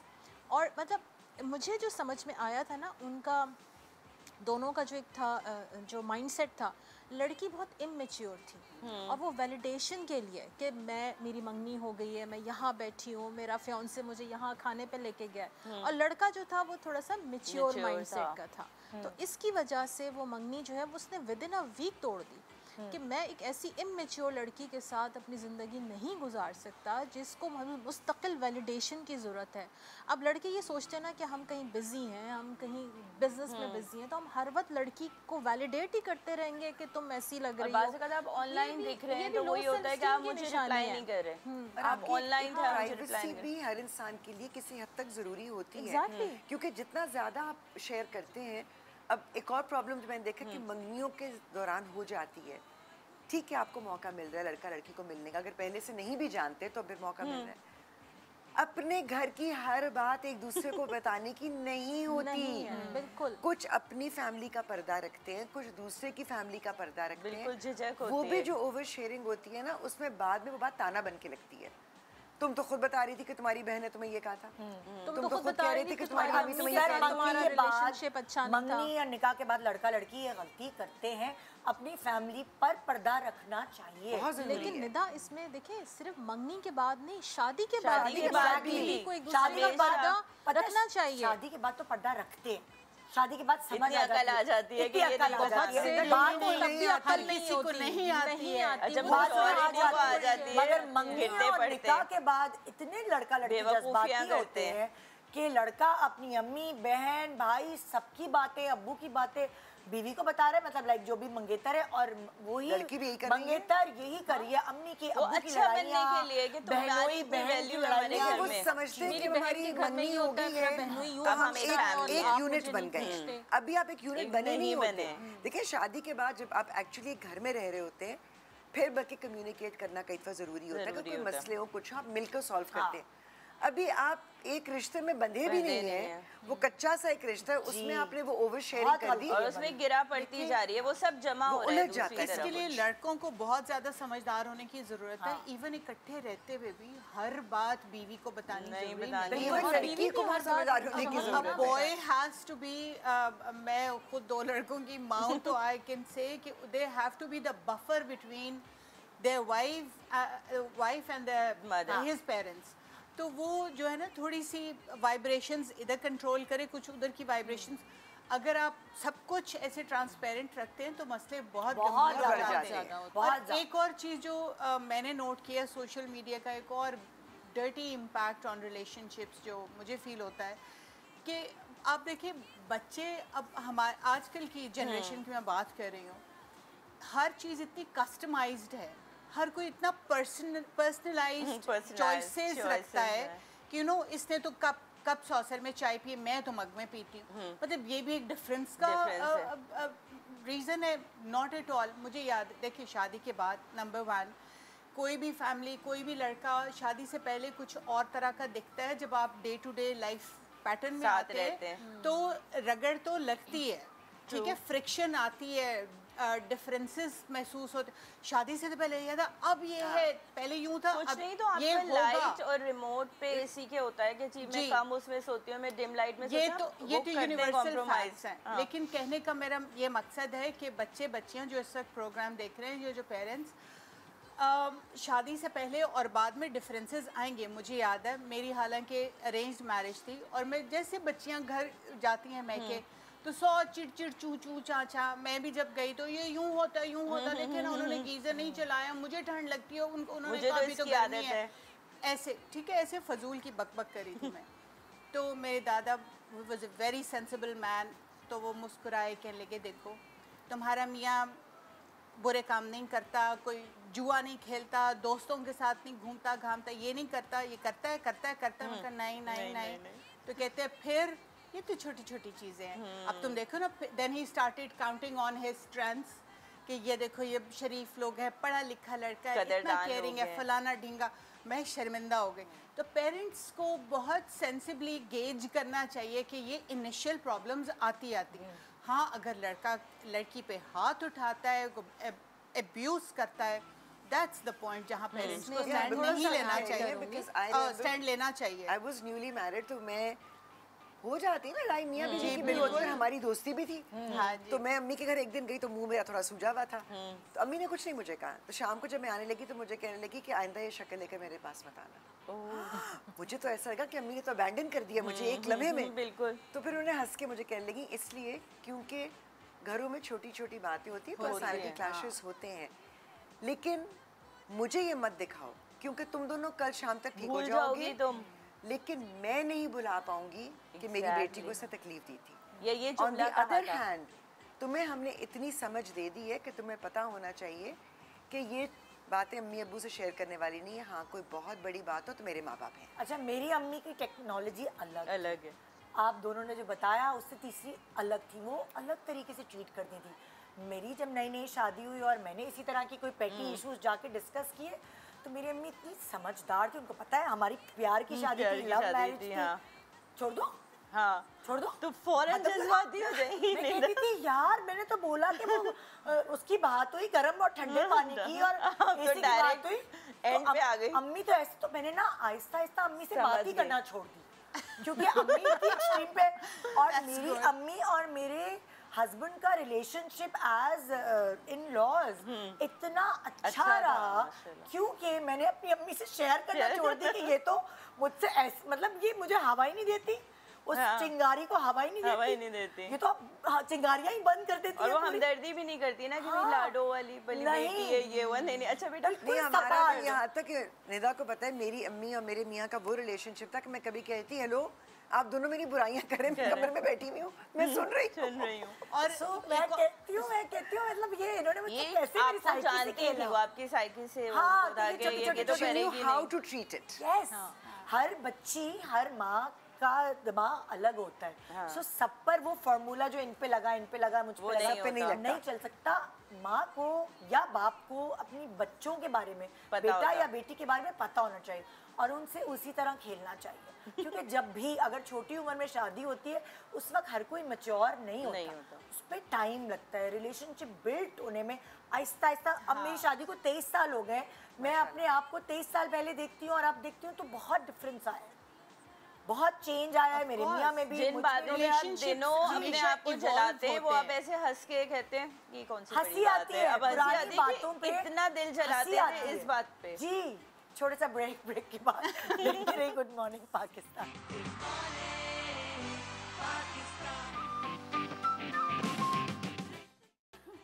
Welcome back good morning Pakistan. So आज एक बहुत सीरियस, बहुत ज़रूरी डिस्कशन हो रहा है, जो इस डिस्कशन से कुछ ना कुछ सुनने के बाद शायद आपकी ज़िंदगी बच भी सकती है। बहुत सारी ऐसी चीज़ें हमने डिस्कस की हैं शो में कि देखिए जब आप पेरेंट होते हैं तो आप भी तो नए नए पेरेंट होते हैं, आपकी भी तो अगर घर में शादी हो रही होती है तो वो भी तो पहली दफ़ा हो रही होती है, तो बहुत सारी चीज़ें आपको नहीं पता होती, तो इधर उधर से सुन के समझ के ही आप सीख पाते हैं। तो इसीलिए हमने आज का शो ये डिज़ाइन किया। तो मेरी जो नेक्स्ट है यहाँ पे समीना है, आइए उनसे सुनते हैं क्या और हम क्या भी बीच में चीज़ें पुट इन कर सकते हैं। जी अस्सलाम वालेकुम समीना। वालेकुम अस्सलाम जी, क्या कहेंगी आप? निदा, मेरी 4 बेटियां हैं और मैंने जब अपनी सबसे बड़ी बेटी की एंगेजमेंट की तो वो काफ़ी जल्दी में ही रिश्ता तय हुआ था। वो अननोन लोग थे, हमारे जान पहचान के नहीं थे। तो जाहिर सी बात है पहली मर्तबा जब इंसान इस तरह के रिश्ते वगैरह करता है तो गलतियाँ तो इंसान से हो ही जाती हैं। वो बाद में एहसास होता है, उस वक्त तो खैर नहीं पता चलता। तो ये गलती मुझसे भी हुई कि उनको जानने में पहचानने में मुझसे थोड़ी सी गलती हुआ ये कि हम लोगों ने मंगनी का एक इवेंट रखा और लड़के वालों ने कहा कि आप लोग जो है ना वो एक साथ इवेंट ऑर्गेनाइज़ कर लें ताकि हमारा जो ख़र्चा है वो आधा हो जाए। खैर हमारे यहाँ इस तरह होता नहीं था, मंगनी वगैरह जो है होती भी नहीं थी, लेकिन फिर भी चले, लड़का अच्छा था, फैमिली बहुत अच्छी थी। स्पेशली लड़के की जो मदर थी बड़ी डाउन टू अर्थ थी, बहुत अच्छी थी। लड़के की जो बहन थी वो भी बहुत अच्छी थी। लड़का भी बज़ाहिर माशाल्लाह बहुत अच्छा था, हम लोगों को पसंद आया। जब ये रिश्ता आगे बढ़ा और फिर मंगनी की स्टेज तक पहुँचा। बहरहाल एंगेजमेंट वाले दिन मेरे हस्बैंड ने जो है ना कुछ इस तरह का अरेंजमेंट किया कि लड़के का जो था सेटअप वो अलग कर दिया, क्योंकि हमारे यहाँ मंगनी अंगूठी से नहीं होती, वैसी ज़बानी तौर पर मुंह मीठा करके इस तरह करके की जाती है। बहरहाल जब लड़के की बारी आई अंगूठी वगैरह पहनाने की तो मेरे हस्बैंड ने साफ़ इनकार कर दिया। उन्होंने कहा कि बेटा आपको जो है ना मेरी वाइफ मतलब लड़के की होने वाली सास अंगूठी पहनाएंगी। लड़के को अलग बिठाया गया तो इस बात पर लड़के का बहुत ज़्यादा उसी वक्त मूड ख़राब हो गया। खैर किसी तरह हम लोगों ने उस वक्त को गुजारा और उनकी जो लड़के की जो मदर थी वो भी काफ़ी हमसे नाराज़ हुई। वो तो वैसे तो बहुत अच्छी थी रिश्ता करने से पहले, लेकिन वो उस वक्त कहने लगी कि आपने मेरे बेटे की इज़्ज़त नहीं की। खैर वो लड़का घर गया, उसने घर जाके बहुत अपने माँ बाप को सुनाई। उनके जो पेरेंट्स थे उन्होंने दूसरे दिन ही जो है वो एंगेजमेंट को जो है वो ये कह के ख़त्म कर दिया कि आपने जो है हमारे बेटे के साथ अच्छा नहीं किया, उसकी रिस्पेक्ट नहीं की। बेसिकली वो लड़का जो था वो बड़ा अनापरस्त था। तो अल्लाह का लाख लाख शुक्र है कि मेरी बेटी जो है वो बच गई, अल्हम्दुलिल्लाह। सही। अच्छा मैं एक सवाल आपसे करना चाहूँगी। देखिए बहुत सारे घरों में ऐसा होता है मंगनियाँ ख़त्म हो जाती हैं और उस वक्त या निकाह भी ख़त्म हो जाता है, उस वक्त पेरेंट्स को समझ नहीं आ रहा होता कि वो जो अपने बच्चे हैं उनको हील कैसे करें, उनको कैसे रवैया रखें, कैसे पेश आएँ। तो उस वक्त बेसिकली चाहे वो लड़के के माँ बाप हो या वो लड़की के माँ बाप हो या बहन भाई सिबलिंग्स, उसका उन लोगों को कैसे ट्रीट करना चाहिए, उन दो लोगों को जो ज़ख्मी है, दिल उनका ज़ख्मी है, उनको उनके हाल पे छोड़ देना चाहिए। हाँ, या उनसे बात करनी चाहिए बहुत ज़्यादा। देखिए इनिशियली तो बात करनी चाहिए और उनको ये उनको ना अपने इमोशंस का कैथारसिस का मौका देना चाहिए ताकि वो अपने दिल की कैफियत को बयान कर सकें। थोड़े दिन छोड़ नहीं देना चाहिए कि वो अच्छा है थोड़ा रो लें, निकल जाए। वो तो शुरू में वो खुद ही रोएंगे, लेकिन ये कि उनको आप सिर्फ रोने के लिए तन्हा तो नहीं छोड़ देंगे ना। अब माँ बाप हैं, वो उनका दिल तो दुखेगा ना। बच्ची अगर रो रही है, उसके इमोशंस हर्ट हुए, और लड़कियों के ज़्यादा हर्ट हुए होते हैं, तो वो लड़की को बच्ची को तन्हा तो नहीं छोड़ेंगे। अच्छा ज़्यादा कम्फर्ट अगर लड़की की बात कर रहे हैं तो वो अपनी माँ के साथ ज़्यादा कंफर्ट फील करेगी अगर वो हील करने में, या कभी कभार बाप भी क्लोज होते हैं? ये डिपेंड करता है कि उसका किसके साथ रिलेशनशिप अच्छा है। मेजॉरिटी लड़कियों का जो होता है वो अपने बाप के साथ भी होता है, क्योंकि वो एक बाप के साथ, बाप की चहेती लाडली होती हैं, तो वो कंफर्ट लेवल उनका बाप के साथ होता है। ये डिपेंड करेगा। लेकिन मैं जो एक रिकमेंडेशन देते हैं वो ये कि आप कोशिश करें कि उस बच्ची को या उस लड़के को भी अपने इमोशनल कैथारसिस के लिए किसी न्यूट्रल पर्सन यानी थेरेपिस्ट, काउंसलर के सामने, रिलेशनशिप कोच के सामने उसको बैठना होगा। यानी कि अगर आप कहती हैं मंगनी ख़त्म हो और आपको लगे आपके बच्चे तकलीफ में है, सो आप उसको थेरेपी पे भेजें। और सेकेंडली ये कि देखिए बच्चे के जहन में ये भी चल रहा होता है। अच्छा, मैं आपको इसका एक सिनेरियो ही बताऊं कि बाज़ बच्चों ने अपनी पसंद की मंगनियाँ की होती हैं या शादियाँ भी की होती हैं और डिवोर्स हो गई है। अब वो अंदर ही अंदर गिल्ट का शिकार है कि अम्मा ये सोचेगी मैंने मना किया था इस लड़की से शादी मत करना, ये लड़का अच्छा नहीं है, लेकिन मैंने कर ली। अब मैं अम्मी के सामने रोती हूँ तो फिर मेरी माँ भी मुझे जज करेगी कि देखो हमने तो मना किया था ना। तो बेस्ट ये होता है कि आप उसको किसी न्यूट्रल पर्सन यानी थेरेपिस्ट के सामने जब वो अपने दिल खोल कर बयान करता है, क्योंकि थेरेपिस्ट का काम ये है कि वो सुनता है आपको, वो आपको जज नहीं करता। पेरेंट्स के साथ भी ये होता है, पेरेंट्स से ज़्यादा प्यार तो कोई कर नहीं सकता ना अपने बच्चों को, लेकिन पेरेंट्स जो गलती कर जाते हैं ना वो ये कि वो अपने बच्चों को कहीं ना कहीं जज कर लेते हैं या कुछ बोल जाते हैं। हाँ, तो वो उसकी वजह से जो है ना वो प्रॉब्लम्स क्रिएट हो जाते हैं, वो बच्चा खुल नहीं पाता।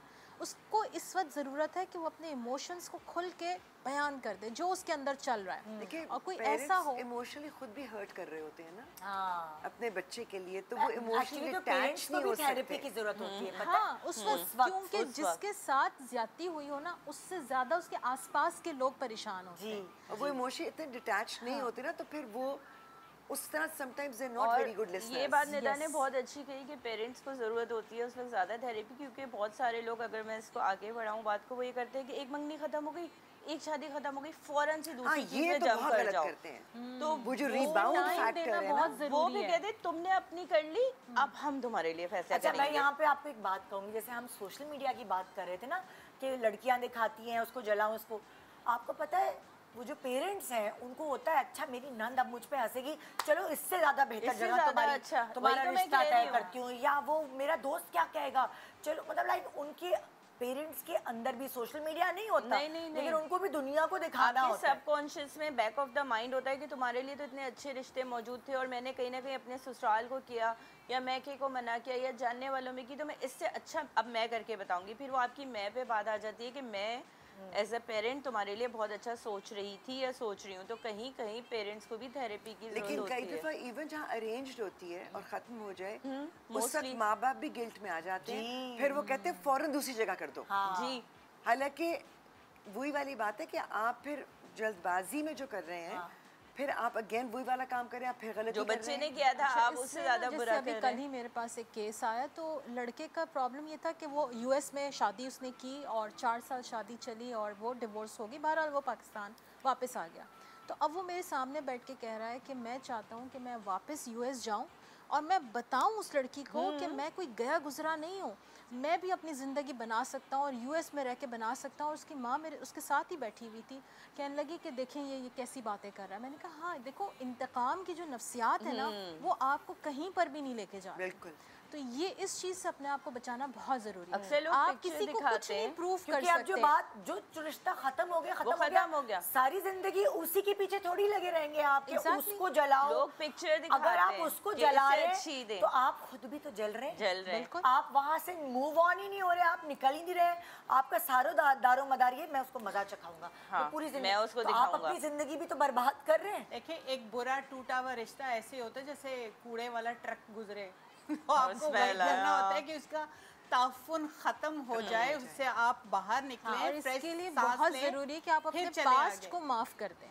अपने पास्ट को खुद को भी माफ करें, यस, ताकि आप उस ताफुन से बाहर आए, क्योंकि जब तक आप उसमें रहेंगे आप आगे मूव ऑन नहीं कर सकते। क्योंकि कभी लड़के को लगता है उसके साथ ज्यादती हुई, कभी लड़की को लगता है उसके साथ ज्यादती हुई है, और ये नेचर है इंसान की। मैंने ये नेचर है इंसान की, चाहे मैंने ज्यादती की होगी लेकिन मुझे लगेगा नहीं मेरे साथ ज्यादती नहीं, फिर दूसरे को से बदला लेने के लिए आप एक्चुअली अपनी जिंदगी फिर उसकी मर्जी के हिसाब से या उसकी वजह से उसको गुजार रहे याद हैं। कर करके गुजार रहे हैं मतलब indirectly। आपने उसको इतनी इम्पोर्टेंस अभी भी दी हुई है कि आपके अपने डिसीजन जो मौजूद है। है वो उसकी वजह से आप ले रहे हैं। डिस्कनेक्ट नहीं हुए ना That's पीछे right. से, आप डिस्कनेक्ट connect होना हैं, आप कह जरूरी रहे हैं है। ना ये पिक्चर है इससे अच्छी होनी चाहिए। अच्छा ये वो पिक्चर फिर है अगले रिश्ते डिस्कनेक्ट अगर हम खुद करना चाहें तो उसकी क्या तरीक़ाकार है, कैसे कर सकते हैं? देखिए क्या करना इमोशनल डिस्कनेक्शन के लिए हम एक थेरेपी रेकमेंड करते हैं कि जिसको हम कहते हैं चेयर थेरेपी। अच्छा चेयर थेरेपी में हम करते ही हैं कि आप अपने सामने एक एम्प्टी चेयर रखें और उसमें आप अपने उस ओल्ड सेल्फ को बिठाएं जिससे वो मिस्टेक हुई थी आज से कोई 2 साल पहले, 2 महीने पहले, व्हाटएवर जब भी हुई थी। आप उस ओल्ड सेल्फ को बिठा कर अपने सामने और उसका नाम लेके, यानी आप अपना ही नाम लेके उससे बात करें कि तुमसे जो मिस्टेक हुई, मैंने तुम्हारे लिए कुछ गलत डिसीजन लिए, इसके लिए तुम मुझे माफ़ कर दो, मैं भी तुम्हें माफ़ करती हूँ। और ये थेरेपी हम रिकमेंड करते हैं कि आप 1 हफ्ते तक कंटिन्यूस करें। और इसकी ये जो पूरी थेरेपी है ये मैंने अपने यूट्यूब चैनल पे भी अपलोड की हुई है, तो देखने वाले उसको वहाँ से भी देख सकते हैं। उसकी पूरी क्या टेक्निक नाम है आपकी यूट्यूब चैनल? फ़ायज़ा असलम के नाम से फ़ायज़ा यूट्यूब असलम, चैनल ठीक है। है। तो उसमें पास्ट के जो रिग्रेशंस हैं, जो रिग्रेट्स हैं, उससे आप कैसे बाहर आएँ, ख़ुद को कैसे माफ़ करें, क्योंकि जब तक आप खुद को माफ़ नहीं करेंगे आप दूसरे आगे को नहीं नहीं करेंगे। बढ़ सकते, आप मूव बिल्कुल। ऑन ही नहीं कर तो आपका सकते। कहने का मकसद ये है कि पहले खुद को माफ़ करो, उसके बाद ऑटोमेटिकली दूसरे को तो माफ़ फिर कर ही दोगे। क्योंकि जब हम खुद को माफ़ करते हैं ना तो बेसिकली हम उस गिल्ट से आज़ाद हो जाते हैं कि वो फ़ैसला जो मैंने आज से 5 साल पहले किया था, जिसका गिल्ट मेरे अंदर मौजूद है, तो मैंने अपने आप को उस गिल्ट से आज़ाद कर लिया। और अब मैं बिल्कुल इतना आज़ाद हूँ कि अब मैं आगे अपने मुस्तकबिल के लिए बेहतर फ़ैसले ले सकता हूँ, जो कि मुझे लेने भी चाहिए।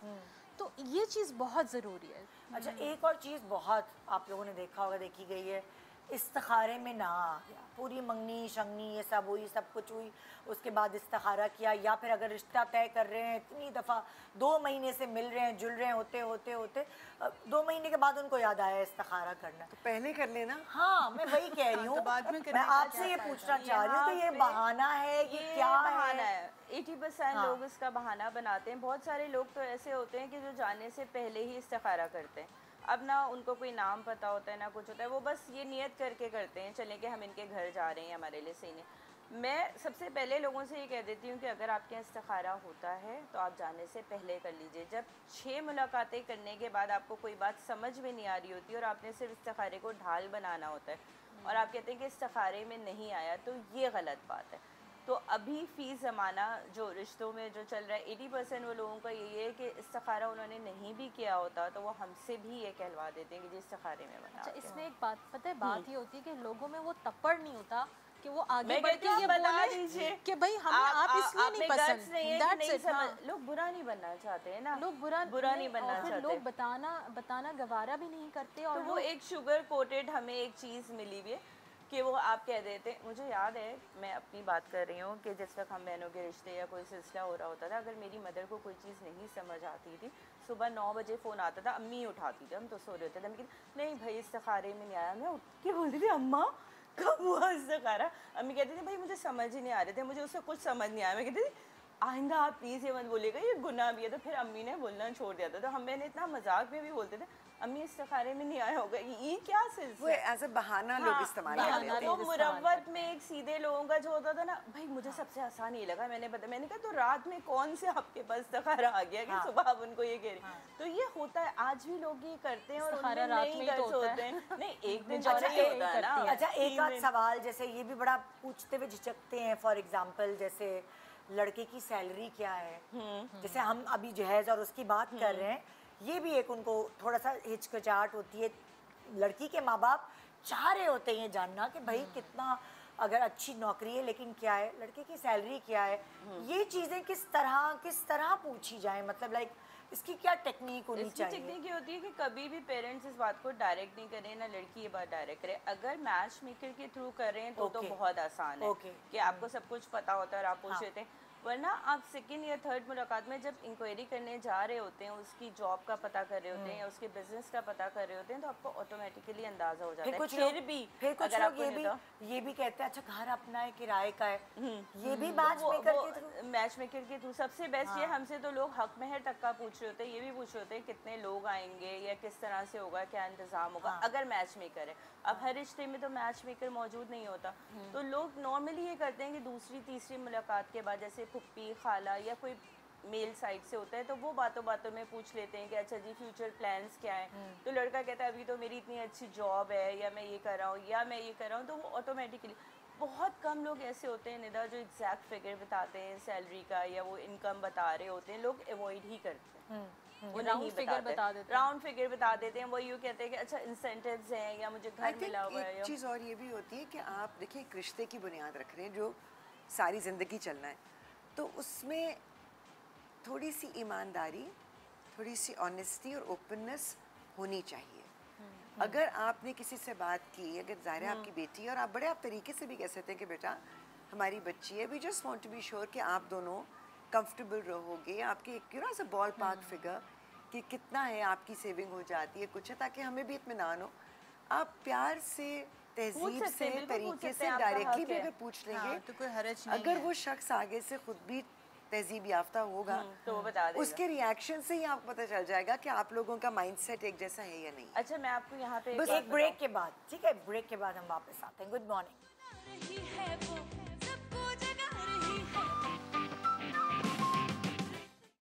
Welcome back. Good morning Pakistan. So आज हम एक बहुत इंपॉर्टेंट टॉपिक पे डिस्कशन कर रहे हैं और एक बहुत अहम पॉइंट जो अभी ब्रेक के दौरान हमारे जहन में आया वो हम इनसे भी पूछेंगे और सबसे पूछेंगे। एक बात ये होती है कि आपका बेटा बिगड़ा हुआ है या कोई और प्रॉब्लम है, उसको ये कहा जाता है, सारे घर वाले कहते हैं या सारे ख़ानदान वाले कहते हैं शादी कर दो सही हो जाएगा। लड़कियों के साथ भी होता है हाँ कि ये शादी हो जाएगी ना, खुद हो जाएगी, ठीक हो जाएगी, बड़ी लाओबाली है, हाँ, खैर जिम्मेदार है, लड़का हो या लड़की, व्हाट पेरेंट्स डू इज कि वो रिश्ते के वक्त बताते नहीं, दे हाइड सच थिंग्स। खास तौर देखिए जिस्मानी माजूरी तो नज़र आ जाती है ना, पता चल जाती है, जो जहनी माजूरी या मसला कोई चल रहा होता है और कई दफ़ा बड़े सीरियस मसले चल रहे होते हैं और उसमें साइकेट्रिस्ट कहते हैं इसकी शादी कर दें, ये ठीक हो जाएगा या हो जाएगी।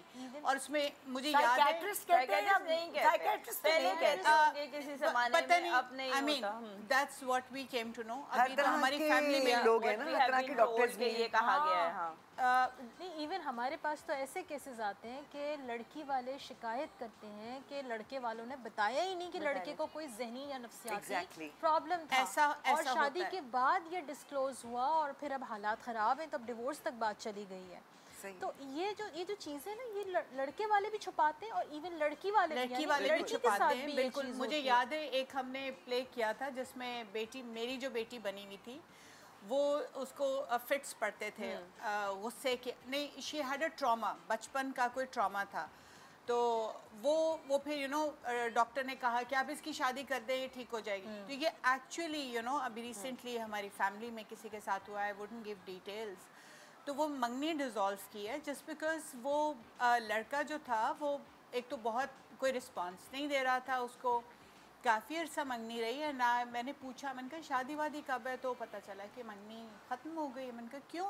तो उसने कहा कि वो फिर बेटी she you know wanted to find out. जब उसने बात की तो उस लड़के ने आहिस्ता आहिस्ता उसको ये इन्फॉर्म किया कि एक्चुअली मेरे सुसाइडल थॉट्स आते थे मुझे, तो वो उसका ट्रीटमेंट चल रहा था। तो फिर मुझे डॉक्टर ने कहा कि आप शादी कर लें तो उससे आपको एक पॉजिटिविटी आएगी और आप ठीक हो जाएंगे। तो वो उस पर उन्होंने कहा कि भाई इस तरह का नहीं, खुदा ना खास्ता कुछ भी हो सकता है कल कल। शादी कोई कोपिंग मैकेनिज्म नहीं है। एग्जैक्टली और कोई भी लड़की कोई थेरेपी नहीं है कि आपका बच्चा ड्रग्स करता है या खराब सोबत का शिकार है या बिजनेस में इंटरेस्ट नहीं ले रहा है या उसको जिम्मेदार बनाना है, मतलब सारी जिम्मेदारी डाल दो और बच्चा हो जाए, सारी जिंदगी माँ बाप सेट नहीं कर सके। 24 से 25 साल के लड़के को कल की आई हुई बच्ची जो कि अभी मैच्योर भी नहीं है, वो आएगी अब सेट कर दे, वो उसकी शादी कर दो, बदमिजाज है शादी कर दो। इवन सासों का अपनी बहुओं पे ये प्रेशर प्रेशर होता है कि तुम समझाओ ना इसको, तुम संभालो,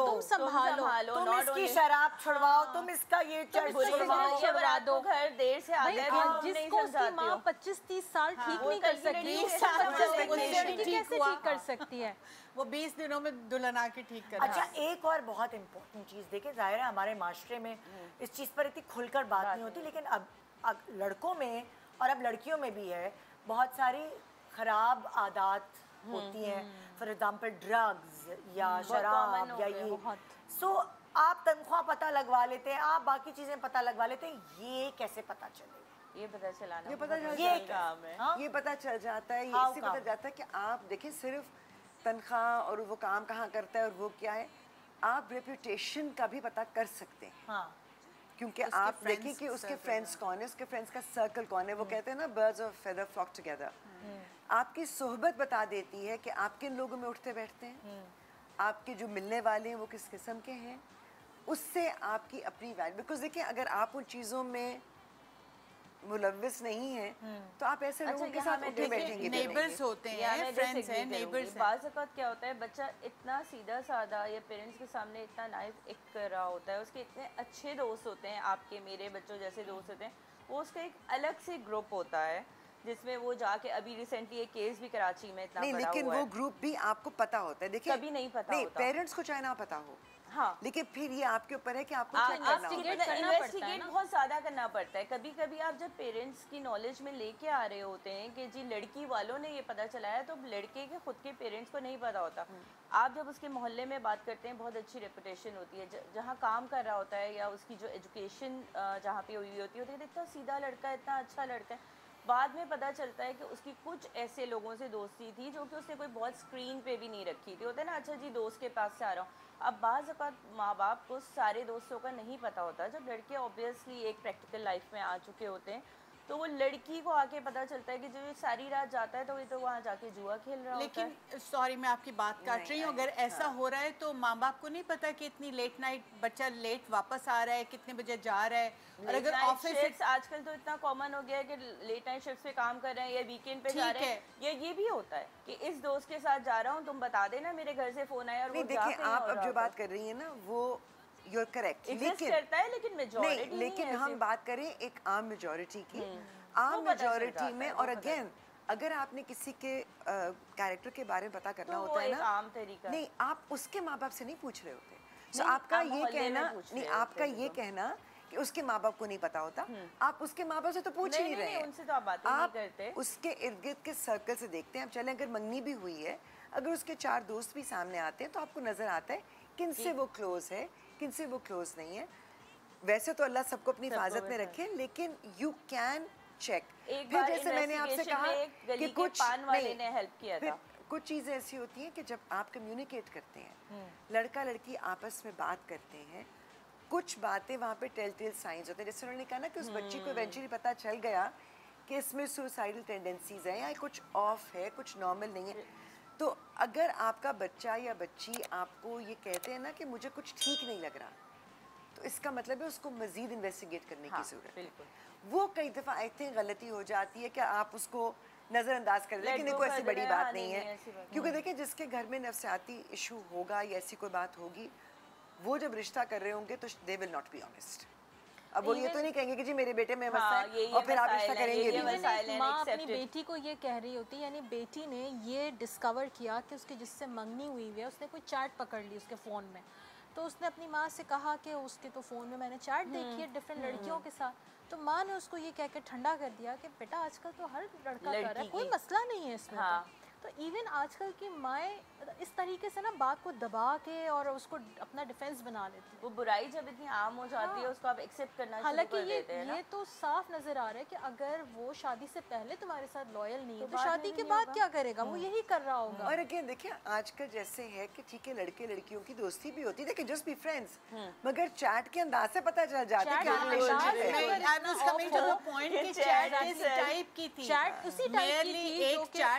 है। देखें, as soon as the child grows up, तो टीनेज में इन्फैचुएशंस हो जाती हैं। इट्स लाइक हेल्थी, शुक्र करे अल्लाह का कि अगर वो उसको कोई लड़की पसंद आ रही है।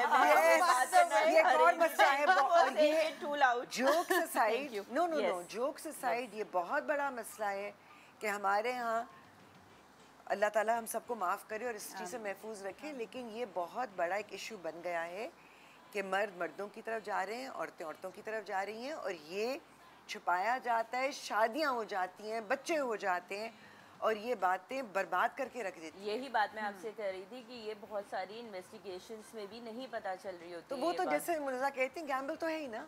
हाँ, इन एनी, लेकिन आप कोशिश तो करते हैं ना। हाँ, लेकिन कहीं ना कहीं देखिए, अगर कहीं चिंगारी होगी ना, धुआं जरूर उठेगा, किसी न किसी कोने से आपको क्लू जरूर मिलता है। कभी कभार हमें रेड फ्लैग्स नजर नहीं आते, हमें नहीं नजर आएंगे। आप देखिए, आप पूरा एक प्लान बनाते हैं, मैं अपनी बेटी का रिश्ता करूं, अल्लाह खैर रखे, तो मैं ये डिफरेंट सोर्सेज से हम लोग जरूर सारे पॉइंट्स कनेक्ट कर रहे होते हैं। नेबर्स कौन है, जिस ऑफिस में या किसी बिजनेस में है, आप गार्ड से भी पूछेंगे तो वो भी आपको बता दीजिए, बहुत अच्छे इंसान है, सुबह सलाम करते हैं। इसीलिए मैं यहाँ पे वाइंड अप करूंगी प्रोग्राम को। थैंक यू सो मच, बड़े अच्छे पॉइंट्स थे, और कंक्लूड ये करूंगी कि बेटियाँ बहुत कीमती होती हैं, उनको फेंकना नहीं चाहिए। डेस्परेट होके गलत रिश्तों के लिए हाँ कर देना और फिर सारी ज़िंदगी रोना या बेटियां रोए, ये सही नहीं। और वाइस वर्सा बेटों के लिए भी आपको लड़कियों की भी छानबीन पूरी करवानी चाहिए, ये सोच के कि नहीं। और मंगनी का पीरियड रखें छानबीन के लिए। बिल्कुल, बहुत ज़रूरी है कि ज़िंदगी की क्वालिटी बेहतर हो सके, क्योंकि मंगनी टूटेगी, टाइम वेस्ट होगा। एक सर्टन बायोलॉजिकल क्लॉक होती है शादी की, मंगनी की। अगर वो फिर इन्वेस्टमेंट है आपकी, इमोशनल इन्वेस्टमेंट, वो फिर सारी रायगा चल जाती है, नुकसान। बिल्कुल। तो ये था हमारा आज का शो। उम्मीद है आपको कुछ समझ आया होगा और कुछ आपकी ज़िंदगी में अगर हेल्प हुई तो बस हमारी जिम्मेदारी पूरी। गुड मॉर्निंग पाकिस्तान, खुदा हाफिज़।